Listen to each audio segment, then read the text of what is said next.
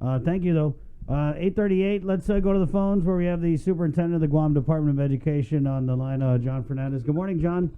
Hey, good morning. I guess we'll just first start. You guys have just put out a release about the federal funding got approval.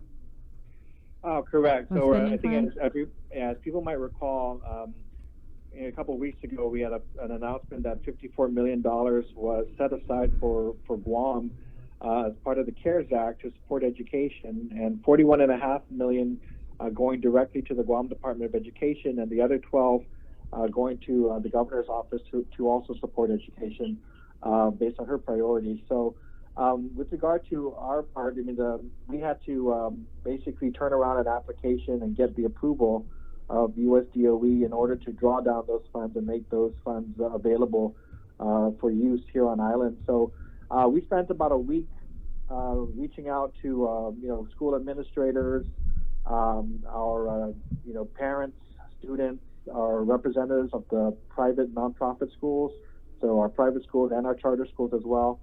And after all that input, we were able to put an application together to identify the priorities for use of those funds and make sure that we got the approval of USM before they would allow us to get those funds and put those funds to use. So we got that word and we put that announcement out today just to share with the community that we're ready to roll.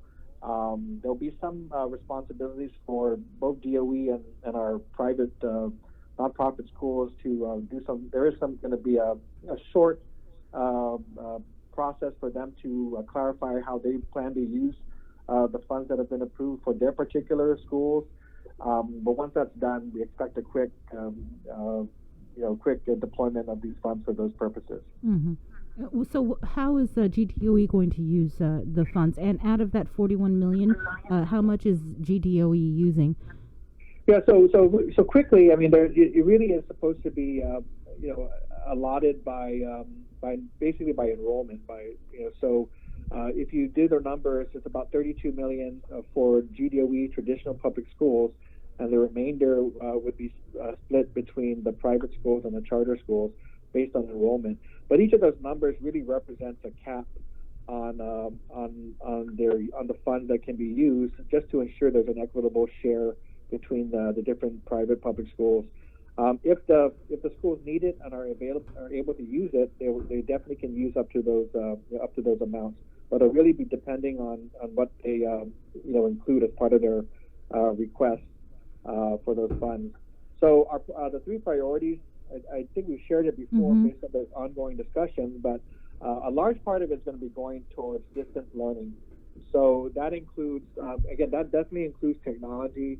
It includes the ordering of equipment, including laptops, including the upgrading of classrooms to facilitate more use of technology, strengthening Wi-Fi capability in and around our schools. And then it also includes modified, learning opportunities such as written, hard copy materials as well that will be able to be used for those who don't have immediate access to the internet. Because all of these initiatives are going to take, more than a couple of months to put in place. So we are looking at doing distance learning from both online, but also through hard copies for those students who don't have access, while we try to address those gaps in the community. Mm-hmm. The second priority is it's still a major priority, but it's not going to cost as much as distance learning. Will be for all the safety and health supplies that we need. So we plan to set aside a lot of those funds to be able to purchase the cleaning supplies, the face mask, the face shield, all those things that schools are requesting to make sure that the facilities are ready to go. And then the third area is going to be around mental health and socio-emotional support for students and employees as we return to the school year. So those are the three areas. We did go over, the funds and the proposed uses with the various stakeholders. But of course, I think overall everyone wants to make sure that we have safe facilities to return to, that we have the option for distance learning, given that we still have social distancing requirements, and that we also focus on the whole child, making sure that our kids and our employees again are okay and kind of readjusting after this period of trauma and crisis. readjusting to a normalized school year, however normal we can get. Mm-hmm. What's the update and discussions GDOE has had with the governor's office on how they plan to spend their cut of this federal funding? I won't speak for the governor in terms of her final proposal, but I can say that we have been in touch with the lieutenant governor and as well as with the Guam Community College and UOG about the needs of our students in terms of online access. So, for the most part, I believe all of our institutions are working to shore up our facilities so that when you come to our facilities, you do have access.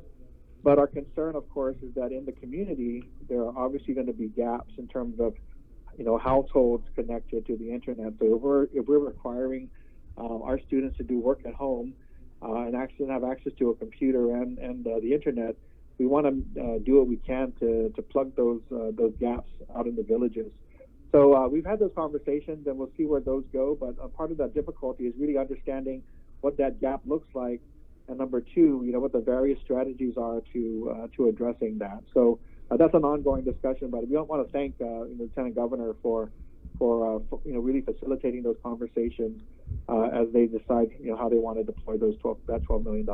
So is that what the direction the discussions are heading, where Adelup would pay more close attention to access to internet, whereas GDOE would put more focus on ensuring that students have the hardware? Right. I mean, obviously there looks like there might be areas where there might be possible overlap, but it makes sense for us to focus on shoring up our facilities, the equipment that students have access to, and the platforms and the professional development for teachers to facilitate distance learning. But things that are outside of our expertise are the issues such as certain parts of the island or certain households or communities which may not be connected. And we're not sure, is that whether that's an infrastructure problem or an issue of just affordability.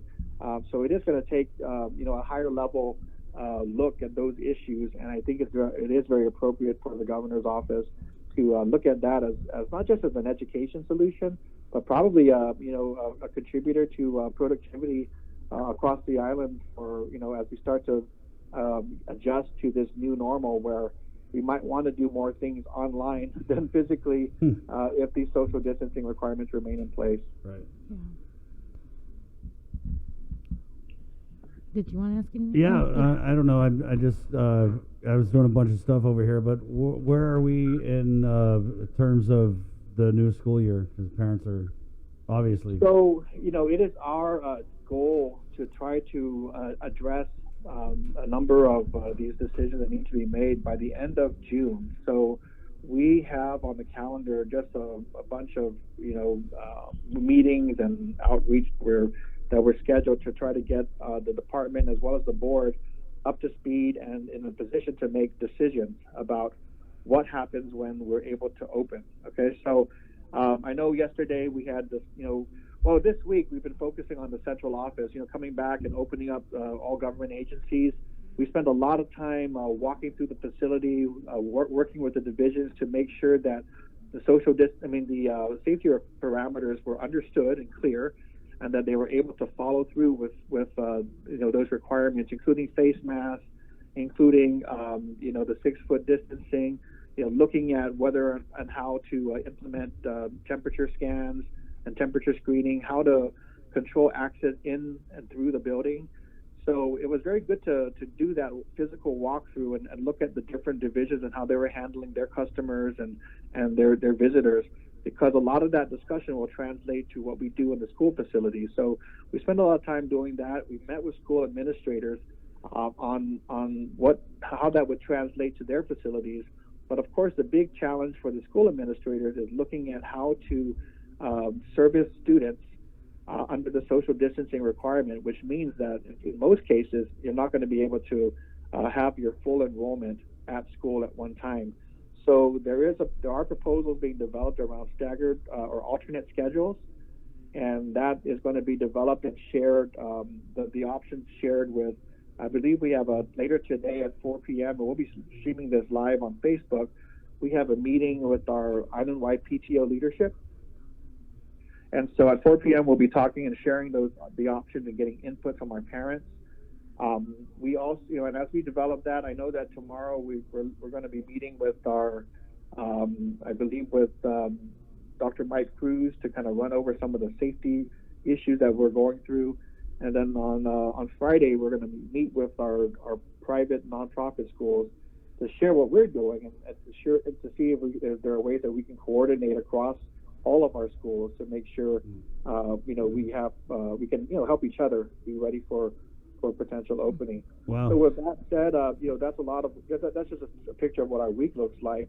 But there are 2 meetings that the board will have on June 12th and then on June 23rd. Those are the 2 opportunities that they will have then to make some of the policy changes that need to be put in place, regarding the school calendar, regarding right. what other changes may need to be made. And then on June 23rd will be the last opportunity that we hope will result in final decisions, so that we want to spend July and if it goes further than August and into August, be able to spend the rest of the time putting information out to the community, letting everybody know what those final decisions are, and explaining and assuring our public that we've made the necessary changes to assure safety, as well as the opportunity to continue teaching and learning. What about discussions with the Department of Public Works and school buses and ensuring, social distancing is followed and that buses right. are sanitized? What kind of talks are you having with DPW? So we've already had meetings with DPW on their bus situation, which of course, year after year, we heard the issues of not having as many buses or drivers as you would normally need. So it's not anything different this year, but now we're talking about the potential for alternate schedules. So we've had our initial discussions trying to understand what their safety protocols are, and we're going to work to see that we can have both of our agencies comfortable with those safety protocols. But a lot of that will also depend on the schedules that we're working to try to finalize. So they are in the conversation. Once we get the schedules, roughly, rough enough to propose, we'll see if their bus situation can accommodate those schedules, and then we'll move to finalize that and make sure all those plans are in place.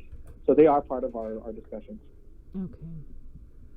But I mean, in terms of making sure it just seems like it's a lot of planning and making sure that the buses are sanitized. I mean, not just that, with the distancing. I mean, the buses are always full by the time they get to the school. So, and I know we've seen some of these buses that have been used for quarantine. Right. So no, absolutely. I mean, we're not taking any of the safety issues lightly at all. What we wanted to know was what their plan was. What I assume is going to happen is after we nail down the schedules and we understand how frequently they're going to run back and forth, and how many students are going to be on those buses, we'll work through the protocols to see what we can do to improve and support DPW in ensuring that the buses are safe and able to meet those safety requirements, not just from our health agencies, but our parents. Our parents have safety requirements, so it's very important that we provide that assurance to our parents that we've got everything covered and we're looking at all issues. Has DPW indicated that their buses were still going to be used for shuttling quarantine passengers, or will that cease when school opens, or if it reopens? I don't think we've had that specific discussion, but that's a good idea. I mean, we ought to confirm that. Because I think the one thing we have been operating under is that once we go into PCOR 3, you are talking about a health situation that justifies and allows for the opening of schools, which really should be at the tail end of your sort of pandemic recovery situation. So we're hoping again and requiring for our purposes that buses and school nurses, all of our folks who have been reporting to the front lines, that they'll be back in schools to definitely handle their day-to-day responsibilities. But of course, going forward, I think one of the discussion is what is the contingency plan should there be a second surge or spike somewhere in the middle of the school year? And those are the questions that we have not yet worked out, but we need to work out this summer. So, are our nurses, for instance, going to be on call in some fashion, and what does that mean for support of the school site? Right. So we'll kind of work through that, but I assume the same thing will happen at with the buses, in case those buses are needed. So well, again, that's something that still needs to be done over the summer. Right. And as you guys prepare to reopen and you come up with your plans for cleanliness and sanitization and disinfecting and all of that, what about repairs for schools? I mean, we still have the situation, for example, at Simon Sanchez High School. Where are we with the home of the Sharks? So, just in general with all schools. So, just effective, this week we've been, being able to bring our employees back to the buildings and have them report. And so, for the schools, we're still working through and ensuring that they are able to operate, but we don't anticipate any obstacle for them to continue with administrative and basically facility preparation work. So that will involve working with the custodial services to clean the facilities over the summer. That we should be able to do maintenance work and still maintain the safety parameters because the school facilities will just have the employees there, and there won't be any students. Of course, the issue with Simon Sanchez is that we did have a bit of a slowdown when we went into shutdown, but we have we're at the stage of finalizing negotiations on a design contract, and those conversations have picked up. So we hope to complete and finalize that conversation, and hopefully be able to get that into a contract form, hopefully this month, and that'll allow the design work to start on Simon Sanchez. So that would only be, that doesn't speak to its immediate, maintenance needs, but over the summer, what we've told our administrators and our teams, our divisions, is that, it's the same drill this summer. We all go through the school readiness drill, making sure we take care of all the health and safety issues at the schools, making sure we get all the teachers hired and all the schedules worked out and so forth. So that all those processes are in place and ongoing, but now we have a different level of school readiness that we have to add on top of that. So, it's the same old work that we normally do, plus the added COVID-19 modifications. So how we clean the schools, how we schedule the students, will we have enough teachers as we open up the job applications to receive applicants? All those things are going to be worked out as part of our school readiness processes, this month and beyond. Well, I kind of want to end on something positive here. There's a pretty cool grad and go ceremony you guys had at Ukadu yesterday, John. Oh no, it's bittersweet. I think we watched the graduations. We know that normally we're up there. We're seeing the excitement from all of the graduates and their families and so forth, and it's just not possible to do it this year. So we're glad that we were able to allow enough time for all the schools to plan an alternate ceremony. Of course, with Ukadu going first amongst the GDOE schools, they are the ones breaking new ground. So it was good to see how they did it. They were really successful. It was a nice ceremony to watch, and I'm glad our kids are resilient and still managed to have a good day in light of the different circumstances. So that was the first of 7 different GDOE ceremonies, and we look forward to the rest. And we really want to congratulate our class of 2020, not just on graduating, but showing that they're not going to let a virus stop them from finding solutions to the obstacles in front of them, and that's what life's about. So we're really glad to see the leadership at the school level, at the student level, in not just pouting and saying what a terrible situation, but making the best of it. And I think that will serve them well, going into their next chapters of their lives. Right. Congratulations, really, to the class of 2020 and Viva class of 2020! And putting this together. Yeah. But I hate to bring this back down. Sorry, to, John. I was trying to end on a good note, but Sabrina was like, no, there's something else. So. Yeah, I just wanted to ask because Adriana Cotero was on here earlier, and she was mentioning that she had received word information, and we wanted to just make sure we got clarification for you and confirmation whether or not there's been any recent school break-ins. Yeah, well, we have had a round of different break-ins at different schools. And we've been working with the police as well. So, it was kind of a, it was kind of touch and go there with the shutdown and, kind of an entire lockdown of the community, because we weren't, even though we wanted our school staff and administrators to keep an eye on the schools, at the same time, we're trying to support the overall message of stay home. So over this shutdown period, where everyone was encouraged and required to stay home, we did see, mischief at the school level, and in terms of break-ins and just what things that happen when the school facilities are left, vacant and unattended for an extended period of time. Things that we see during the breaks, the 2-week, Christmas break. Over the summer, we usually have people, our staff around the school, so it's less of an issue. But these last, couple of months have been really trying for some of the schools who are victims. It looks like mostly students. Looks like student mischief. In fact, one of the break-ins was really interesting. They broke in, smashed the glass, and then put everything into the trash can before they went and looked for whatever they were looking for.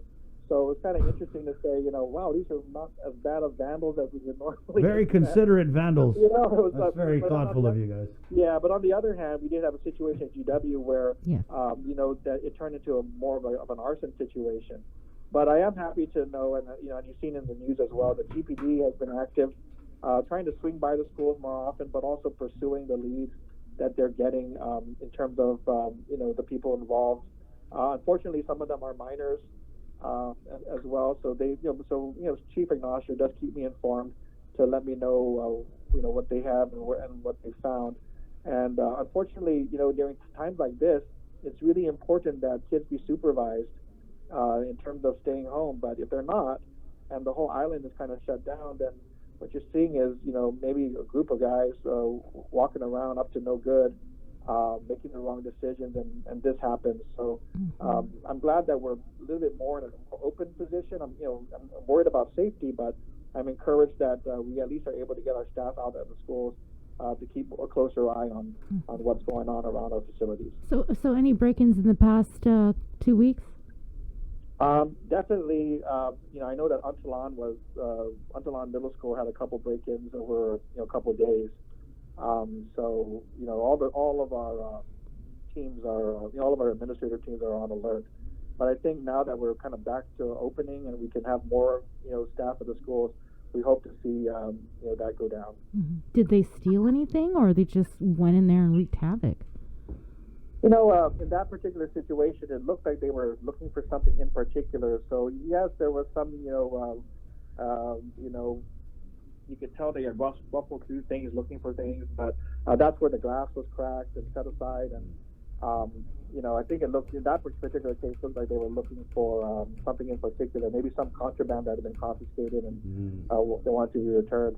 At GW, it was a little bit different. So that was just more about mischief, seeing what was in the rooms, vandalizing, and then I guess someone thought it was a good idea to see what happens if they lit something on fire, and that just created more damage than I hope that they expected, and I hope they didn't intend to really wreak that much damage, because that's really dangerous. But at the same time, again, we just want to make sure that we keep an eye and see to address this. So the cops did find the individuals involved, and so it looked like they had been wandering around, not just Manila, but other villages. So hopefully that'll mean that mischief is out there being done. Okay. All right, John. Thank you, man, so Thanks. much for your time. Oh, thank you guys. Okay. Have a good day. Wash your hands. Same to you. Okay. Jon Fernandez, always good to get him on. Yeah. And some good news that their plan was approved by the feds on that $42 million in federal grant money.